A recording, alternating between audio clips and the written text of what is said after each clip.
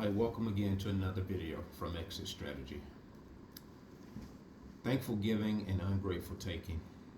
Thanksgiving, ungrateful taking.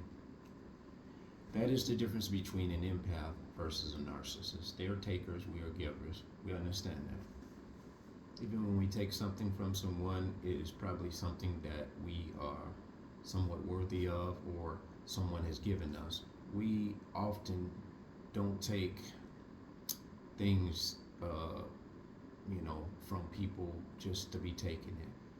We'll pass on it, but the narcissist will take everything that you give them and some. So, I know you guys probably had a very nice Thanksgiving. I don't really celebrate the holidays. I think every day I'm just, celebrate gratitude and just, being grateful for things called life, breath, strength, and health. As you age out, you begin to see things for what they are. Some people who are awakened still celebrate these festivities. If it brings joy to your heart, I'm not here to tell you to second guess yourself. We all have to walk our own journey in this world. And if you've ceased and desist on celebrating holidays, well, that's one thing. And if you haven't, that's another thing. But either way, I respect wholeheartedly those that do celebrate it. Now, if you're watching this video, by chance you got away, you snuck away, and you just said, man, let me go on YouTube, and I popped up, and you have some toxic interactions going on in your family dynamics. There's an argument, or there's a debate, or there's some kind of back and forth that has ensued, and you just wanted to take a break away from that. And this is like the X amount of holiday festivities that you had to witness and see this movie shit show, and today you decide, wow, now I know what my toxic family really are. There's some narcissists in this place. Today you have a determined, you can make a determined decision that this is the last damn Thanksgiving I'm coming to. This is the last Christmas I'm going to. Well, matter of fact, I'm not even going to the Christmas party. You can actually brace yourself ahead of the storm because now you've been widely made aware, whether you're awakened or not.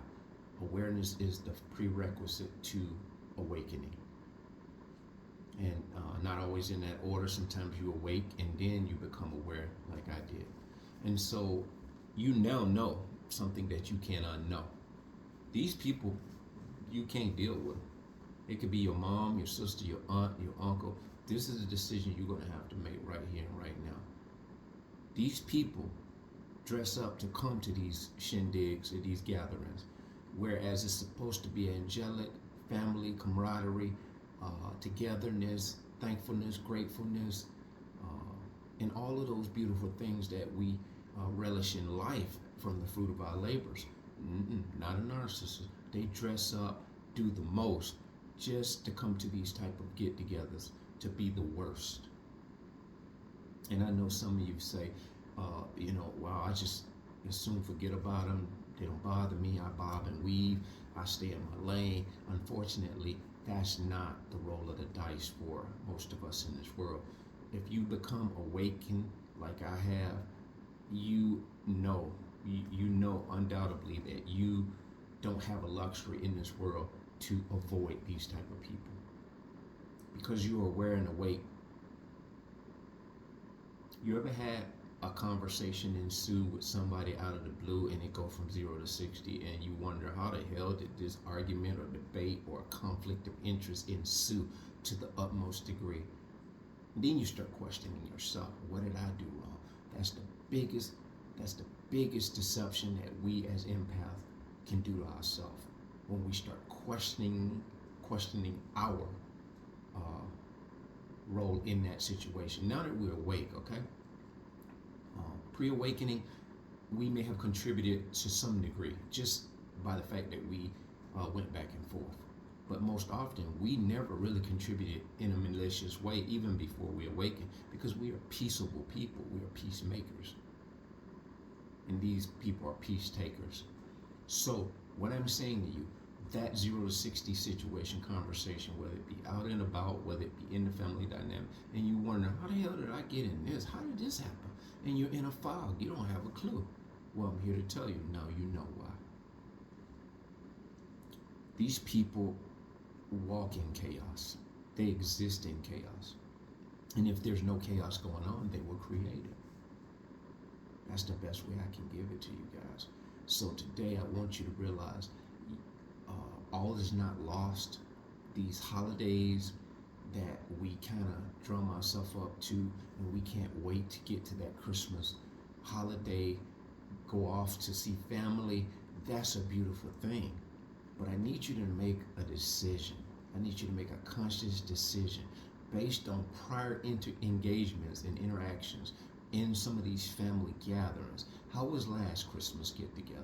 How was last Christmas party? How was last Thanksgiving get together? What happened? What conversations ensued, seemingly nonchalant and ended up atrocious? You do that for yourself right now where you are before you even book that plane ticket, before you even gas that car up, before you even withdraw that money out of your bank account for that road trip. Consider what ensued the holiday before.